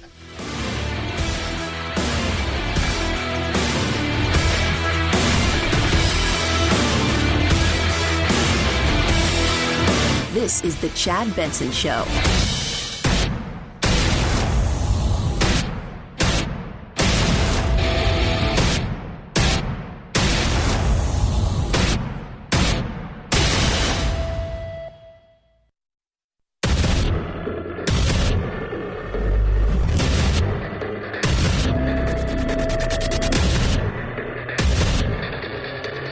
Independent in thoughts and punk rock in life. It's the Chad Benson Show. Welcome back. Monica Matthews in for Chad Benson today. There are a lot of things that blow my skirt up. Not unlike Marilyn Monroe, but stuff like this, man, just wears me out. The ultimate self-licking ice cream cone. The book full of conspiracy theories that's climbing the Amazon's bestseller based on Amazon reviews from people who haven't even read it. And Amazon gets a take. What is going on? From signs at political rallies to online forums filled with talk of mind control and lizard people, The dark web movement called QAnon, once only found in the fringe parts of the internet, now on Amazon's best-selling book list, outranking authors like F. Scott Fitzgerald and Dr. Seuss. Anonymously written, the book contains a compilation of unproven radical conspiracy theories suggesting high-ranking Democrats Was this written are part by of a Alex cult that eats children, Jones? claiming the government created a Oh, you missed something good there. Okay, What did Democrats do? cult that eats children, Eats claiming the government children. created AIDS. That's and right. Yeah, got to The hear that government again. created AIDS? suggesting high-ranking Democrats are part of a cult that eats children, claiming the government created AIDS and saying it's also behind the movie Monsters, Inc. Part of a government plan, it claims, to collect children's blood and give government officials a more youthful look. Anyone can publish anything, and on the one hand, that creates some amazing Nancy opportunities, Pelosi's but it also means dried up on that some that. really toxic stuff can get out there. The book is getting 5-star reviews, including several from people who admit they haven't even read it. But Amazon's algorithm seems to unintentionally reward that, pushing the book up the bestseller list and, in effect, promoting baseless conspiracy theories. The issue of misinformation on social media has in the past led other tech companies to take action. Okay, so stop. It's an Okay, NBC so do we have an story. author? Like who wrote It's where's just this coming from? QAnon. I've Okay, so we don't know. All right, so here's see, anytime you start talking about the shapeshifters and the lizard people, I have a story for y'all. Check this out. So I ran a campaign that was a House district campaign in the city of Atlanta, Georgia. And it was my first encounter with like hardcore libertarians. And there's a part of me as a conservative that is relatively libertarian in nature, right? Like kind of, I'm not to the extent of like, stay out of my sandbox, don't tread on me. I'm like stockpiling weapons for the day that you come for a slice of bread after it all goes to hell. I'm not that person, but I do have rations, trust me, for like 3 months because I'm just that girl. And I'm from the South and my daddy taught me well. So, but this stuff is like weirdo stuff. And so I encountered people who legit believe in these lizard folks. I'm not kidding. My producer's going to be like, what the? And I'm literally at like this, $500 dinner having a conversation with people who are pouring into my candidate's campaign. And all I can think of is, oh my God, please don't let anyone like you end up on one of our opponent's mailers. Or the campaign Because we are screwed. So yeah, like she's going down in flames big time. So but this is a thing. I'm not. So this kind of goes back to the vaccination thing. I'm not saying that there's not legitimacy to some claims. The Area 51ers of the world. Okay, and so I don't ever throw the baby out with the bathwater. I just don't. But I'm also a rational human being, and I'm inquisitive, and I don't take anyone's word for anything. There's only one word I take, and that's my faith stuff. That's my faith stuff. And because that's my basis from which that's my launching pad for how I see everything around me and the information coming at me on a daily basis, I'm cool. Like, I'm not freaked out by information. I'm not crazy, and I'm not having to be suspect of people. And I don't think Nancy Pelosi's drinking children's blood. Like, weird. Or they produce Monsters, Inc. Exactly. But here's the bigger picture. See, while we're all freaked out about this stuff over here, there are legitimate pedophile rings within your government systems that are going on. They are active. And so the more crazy folks come out with stuff like, they're drinking children's blood, and let me tell y'all something. Satanic ritual abuse is a real thing. In my time in ministry, I dealt with that, and it is some of the sickest stuff that you have ever heard of. Okay, so that's real. But this stuff right here, it distracts real people from what's really going on in certain circles. And again, this hyperbolic, everybody's a bloodsucker. Your boss is probably a lizard. You just don't know it. I mean, and maybe that's true. Maybe your boss is lizard man. I don't know, or maybe you feel that way most days. But this stuff this kind of reminds me of a candidate in the state of Georgia who ran by simply putting her name on the ballot and won. Her name was Sandra Bullock. She never campaigned a day in her life. And people just went with it because that's the culture in which we live. We're so desperate for truth. And we're so lazy to go and find it that we will accept anything. YouTube restricting recommendations for some anti-vaccination videos. Facebook exploring ways to handle conspiracy content. This kind of really powerful conspiracy theory, emotionally laden stuff, it just, it's pretty irresistible to a huge swath of people. And that is how a lot of these companies make money. Yeah. Well, so about that, key phrase there, emotionally laden. That's why people are like, oh, there's Russian collusion. I'm like, sure is. Go ask Marky Mark and the Zuckerberg bunch. The funky Zuckerberg bunch. You're darn right there's collusion going on. Those dudes are over there, Mikhail and all of them, they have Facebook ads against your statewide campaigns. Sorry, folks, politics is no longer local. It is international. So what do? They purchase things that will make your candidate, and they're doing it in the name of Republicans and conservatives, and they're completely fake, and taking down the opposition and making conservatives look like crazy nuts. And most discerning folks can look at that and go, what? Like, what the heck? And so you buy the narrative. So again, this kind of goes back to being lazy. And I'm going to tell you a true story. I am currently in what I refer to as a social media internment camp. And again, my producer's laughing because it's true. What do internment camps do? Well, they're like corrals, right? That's where they monitor you. Okay, so I don't know if any of you have been banned from Facebook, but I have, and it started out by offending a Muslim in Iraq because I was taking a stand against Omar, the congresswoman from Minnesota who hates Jews for the most part, and she's all about female genitalia mutilation. Okay. And I was taking a stand against that, and he was giving his reason why Muhammad thought it'd be the greatest thing ever so that women can't feel pleasure. And I'm like, well, perhaps we should start with yours. And that got me thrown in jail. So then they come to my private account and they read that I had some piece against globalism about 6 months ago after traveling to Germany and realizing that most of my relatives were being overrun by people in burqas. Okay. And I take exception to that. So I was put in jail for 72 hours for that. Then I posted something in defense of a rape victim. I'll say that again. In defense of protecting a rape victim. Okay. And they came after me for that. So I've been shut down I'm coming up on the 30-day mark now. And something I've learned in this process is I keep using the term lazy because my daughter is a neuroscience minor. And what she'll tell you is that social media has literally altered the mapping of our brains.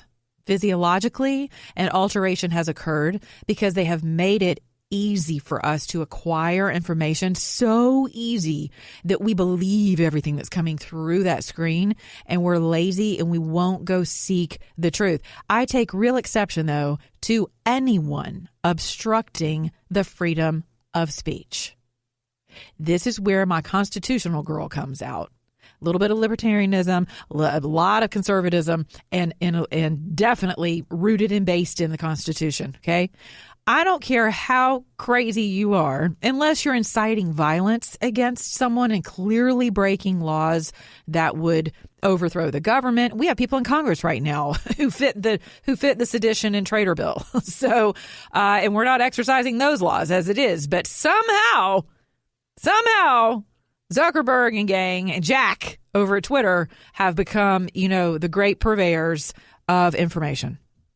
And that is what you really need to pay attention to. We'll be right back. This is Monica Matthews filling in for Chad Benson.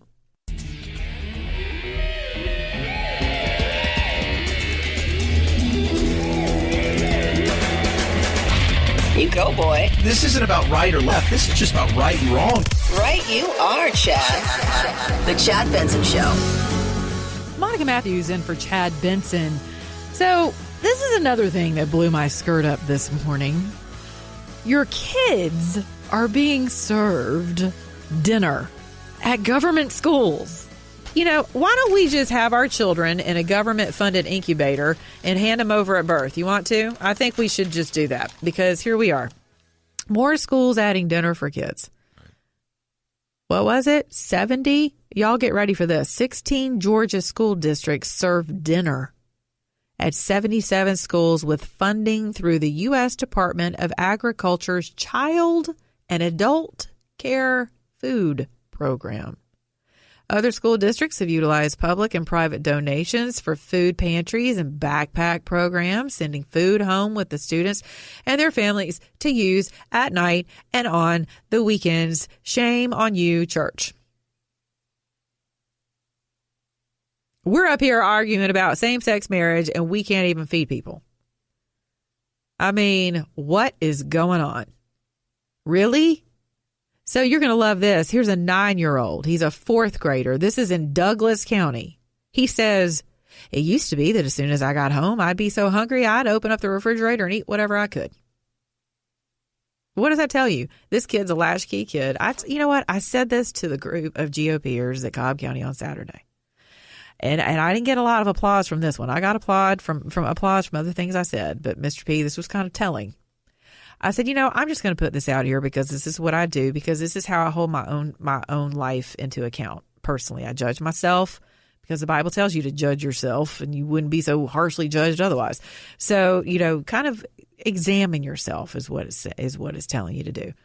And so let's see whether or not you're found wanting and get back on the right path.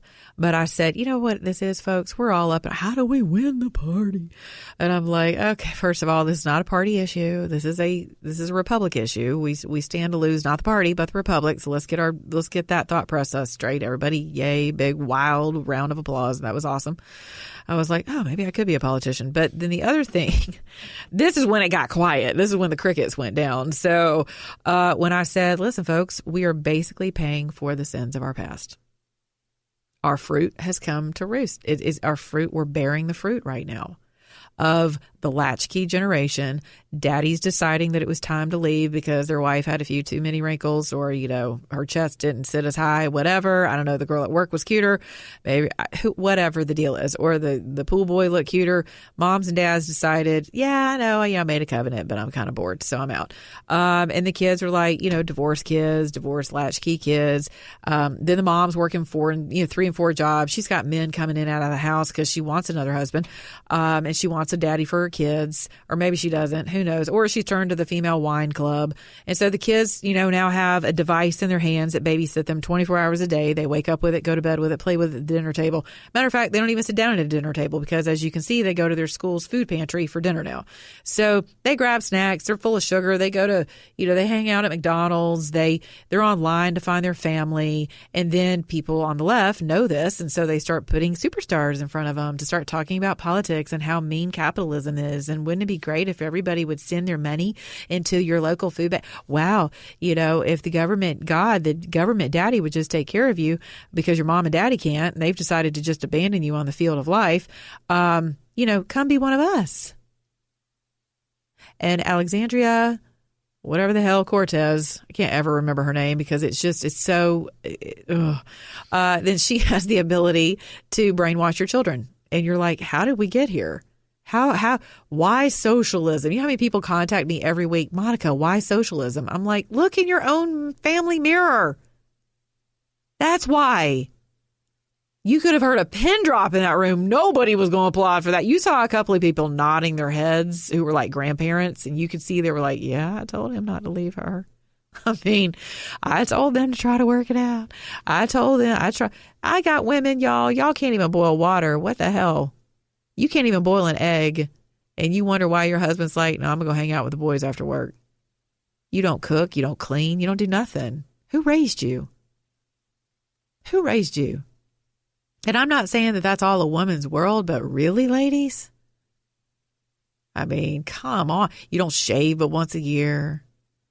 Your lips hairier than your husband's. I mean, your legs look like a fur boat. I mean, it's just your nails are janky. I mean, you just don't take care of yourself. You're depressed. He's working all day. I'm stuck at home with the kids. You know what a blessing it is to be at home with your children?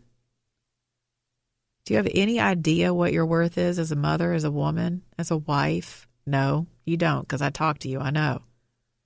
And then you wonder why we got a generation of I'm looking at this baby right now on the front cover of my local newspaper with what appears to be dreadlocks, little bitty guy or girl, I don't know, long hair, cutie, reaching across a cafeteria shelf with a gloved hand, handing this little one their dinner.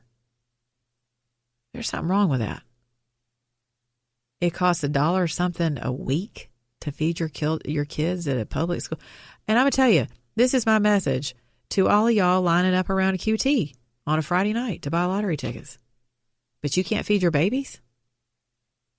And then you got white folks who want the casinos to come to the state of Georgia to further impoverish people.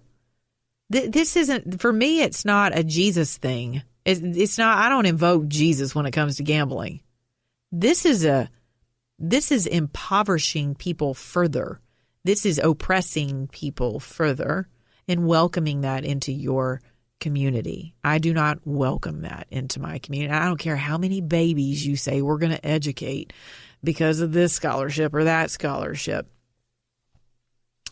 Again, this grieves me where I'm like, y'all want to know why we're moving to socialism, and my daughter and my grandchildren are going to have to toe that line and fight that fight. And by 2024, if we have not secured the hill of conservatism, forget about the Republican Party. If you haven't erred on the side of conservatism and you haven't taught enough of these young folks who are now in high school the value of conservatism, all your babies are going to be lined up eating breakfast, lunch, and dinner at a government school, and they're going to expect for the rest of us to feed them for the rest of their lives. I'm Monica Matthews, in for Chad Benson. We'll be right back.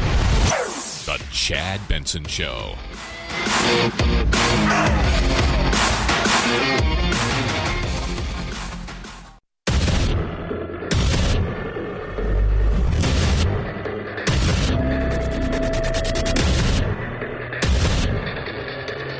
Independent in thoughts and punk rock in life. It's the Chad Benson Show. Welcome back to the Chad Benson Show. Your host, Monica Matthews, in for Chad today. Seems the witch hunt has made its way to the state of Georgia. I've said a lot recently that our elections are no longer local. Politics are no longer local. You're going to have to accept that and start responding, not reacting, responding accordingly.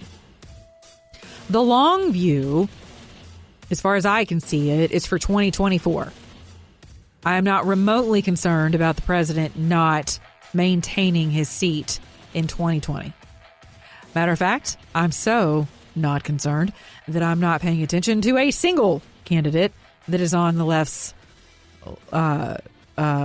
lunacy label, if you will. I mean, it is a complete crap show. It is a circus, and I have way more important things to do with my time, like keep gubernatorial candidate of Georgia, Stacey Abrams, out of Congress, because we do not want her to. We didn't want her to represent us as a governor, and we darn sure don't want her to represent us in Congress. And that's what our long-term issue is right now in the state of Georgia. I would encourage you to look around the landscape of your own state and get a real clear sense of what the long view is.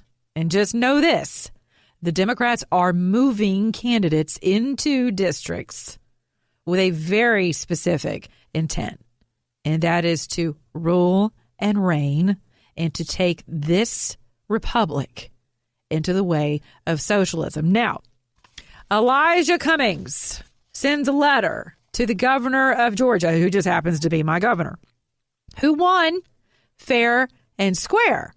Now, of course, I say that because I'm a conservative and I watched the entire process go down. And I know how the Democrats work in my state. And I know that we can't overcome anything in the state of Georgia because #slavery.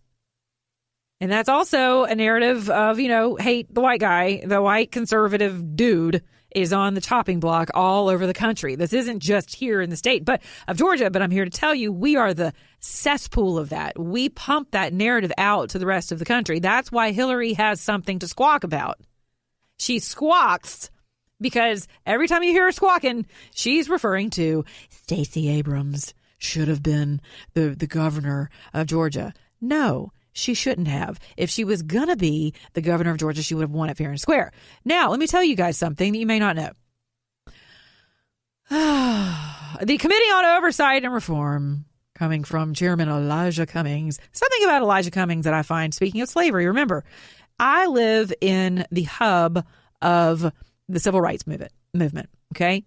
And I say on a consistent basis that Dr. Martin Luther King Jr. for sure is doing backflips in his grave right here in the great state of Georgia by virtue of all of the clingers that actually at the time marched with him. I don't even know I don't know what their allegiance was to him because, people are funny, right? They pretend to have allegiance to you and with you and your cause. And then, boy, the fruit really comes to bear once you're 6 feet under. Some of these folks are still clinging on to wanting to create a legacy for themselves that, in my humble opinion, and my humble, what some would refer to as white privileged opinion, and I just have eyeballs. I can look around and I see that we've had a black president. Remember that? 8 years of that stuff. So I'd say we've overcome a lot in the way of our division. Okay. We elected Obama not once, but twice. That should say something about how far we've come and the little black kids, the little white kids being able to hold hands and all that stuff. And we do that. I have an interracial child. So we've come a long way, baby. So whenever I see Elijah Cummings send a letter to the governor of Georgia, my state, requesting basically that he turn over every pile of laundry, every pair of socks, every dirty underwear drawer, all of that stuff. We want your communications. We're coming for you. We're coming for you. Because there's no way that the first black female should have lost. Because remember, this is the party of identity politics. This is what they bank on. This is what they hang their hopes on. Is that, this is how we're gonna build a party of victims and the marginalized. And this is how we're going to gain control. This is kind of like a political form of reparation. Every campaign contribution to someone like an Elijah Cummings is essentially a reparation, in my humble opinion. And that's how they see it. This is shameful.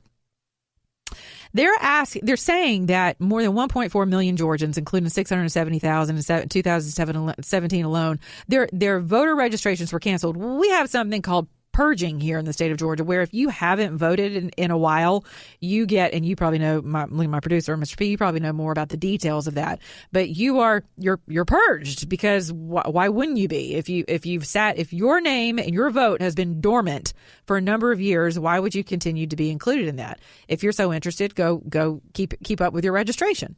Okay. The Democrats poured more money and resources and time and they're good.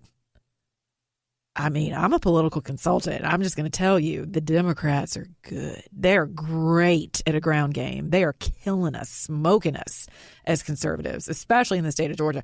They're texting me like I feel like I'm BFFs with Stacey Abrams by the time the election comes around, because I'm like, man, and their messaging's on point. I'm getting text messages. My daughter's getting text messages. She just graduated from college. Apartment complexes where nobody's committed to anything, much less a vote.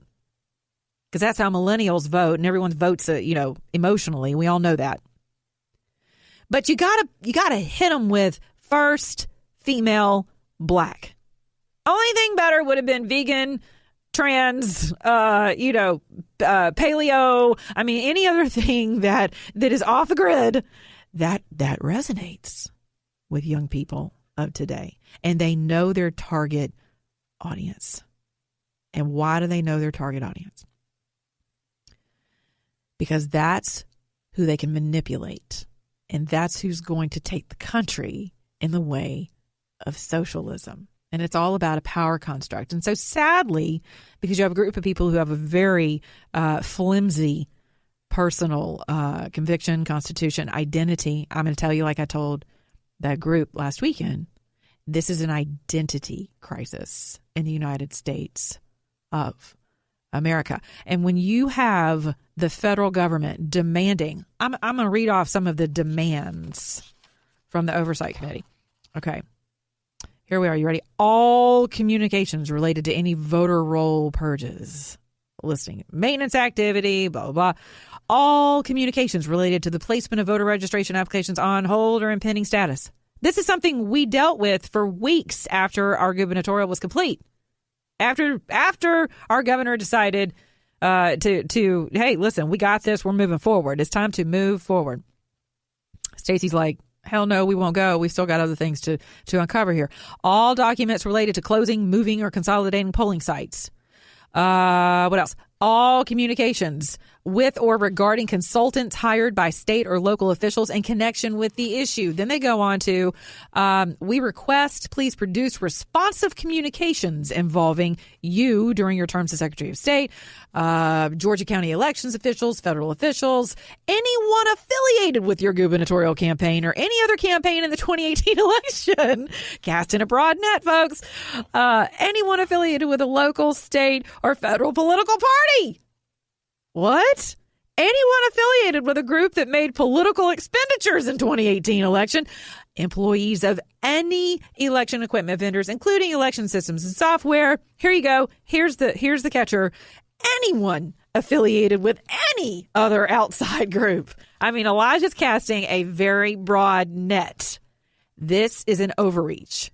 And if I was the governor of Georgia, I'd be like, don't let the sun hit you where the great peach split you. I will see you in court. Who does this sound like?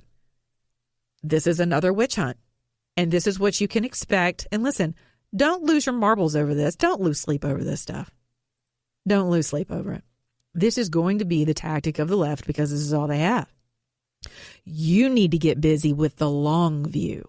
You need to get busy pouring your time, talent, and treasure into your local GOP races, onto your college campuses, and start vetting younger people. Get out there and get the message out, and you start vetting younger people who are not broke, busted, and disgusted by the system, who are not clouded, who are not confused, and they are on fire. They get it.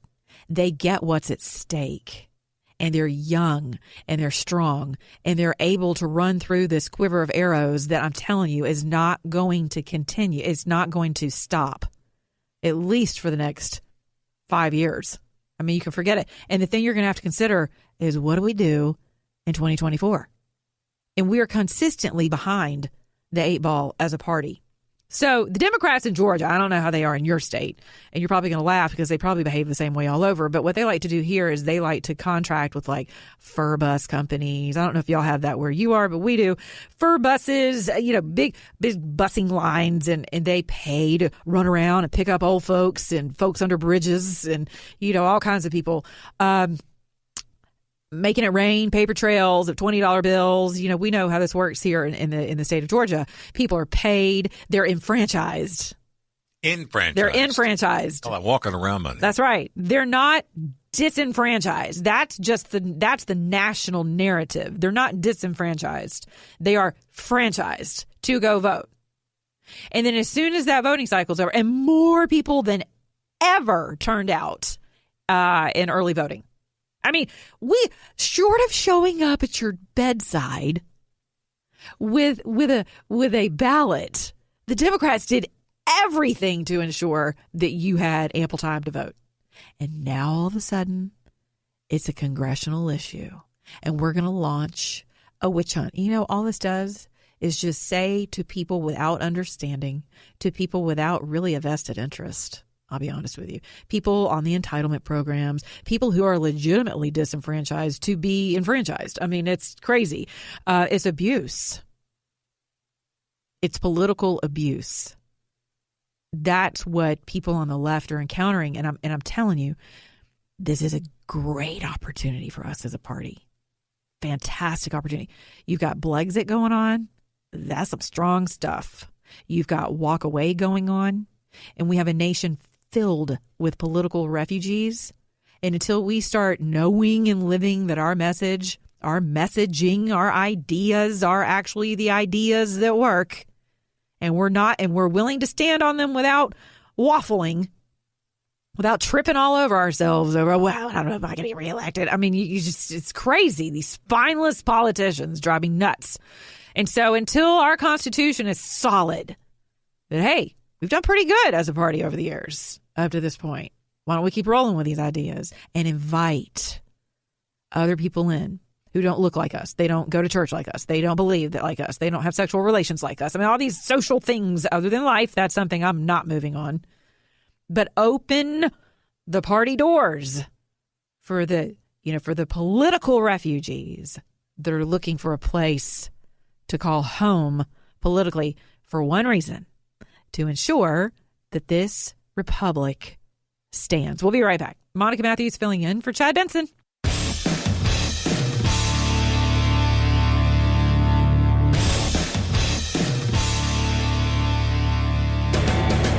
Experiencing separation anxiety?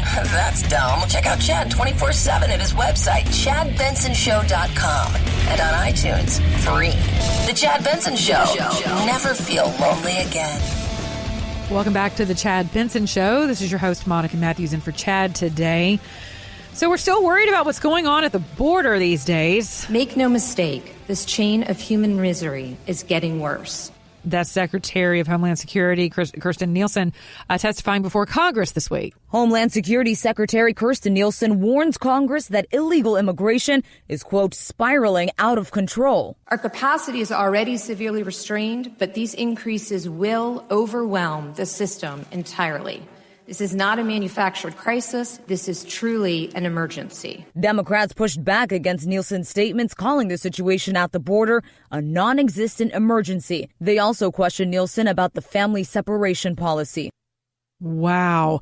So something that Democrats continue to parrot, and and listen, I'm not really one to really want to harp on the Democrats and the Republicans and then this partisanship stuff, right? And it is. I mean, it clearly partisan efforts are at play here, okay? And for a myriad of reasons, each side, whether you're far right, center, right of center, or you're completely wackadoo to the left, everyone has an agenda, has a goal. But I kind of like to look at something from a 50,000-foot view perspective as it relates to us as humans and this inherent need that we have for power. And that is bipartisan. It's tripartisan. It is a human condition. And so whenever I look at things like this and I think to myself, how have we gotten to the point where even one illegal alien, because that's what they are, is acceptable? How have we gotten to that point? Because that's that. And why? Why is that acceptable? You have to ask yourself, why? And I'm like, okay, so let's back up to how someone acquired entry into the country. If they're here illegally, guess what? Doesn't matter how legal they want to be once they get here. They're illegal. So how did we get to a point where that's mean? That's not nice. Those facts are inflated. It's all a conspiracy theory against the Democrats that the little people try to cross the border. And we're all a nation of immigrants. And listen, I come from a family of immigrants. My mother's German, first generation, fresh off the boat. Dad, Greek. I mean, I get it. I love me some immigrants. I'm totally fine with immigrants, okay? But what I'm not fine with is when I look around my own community, and I know all of you can relate to this in your respective communities, and you think to yourself, okay, my taxes keep increasing. The crime increases. Now you're asking me to invest over $100 million in an opiate crisis. It's now become a federal issue that we all have to be concerned with, right? We've got people in vaccination and anti-vaxxers and oh my God, and coming after each other over vaccines. But yet it's cruel and unusual punishment to ask for an illegal alien coming over into the country to be vaccinated. That's not nice. It's not nice for us to expect to bring the brightest and the best. That's not who we are. No, I'm gonna tell you who that is. For the left, they're voters. Simple. I'm going to tell you exactly as I told a group of Republicans on a panel that I was part of a panel a couple of weeks ago, and everyone's looking to us for answers. Like, where are we in our communities? Well, what are we looking like for the GOP? And my state, I'm from the state of Georgia. What are we looking like? I'm like, we're going to lose it. The state of Georgia will go blue. Why do you think every Democrat and their brother and sister is stumping here? Because they know that we're weak. Because we've been so full of ourselves as Republicans, and we're asleep at the wheel, butts in the air, heads in the sand, that this is how we're going to go. We got fat, we got happy, we got lazy. Okay, so how did we get here? Where are we going? We're in a fight for the republic, not the party. And until we figure that out, we're going to continue to have this argument from the Democrats on the far left and either just left of center. Hold your ground. This is for the republic, not the party. Monica Matthews in for Chad Benson. This is the Chad Benson Show.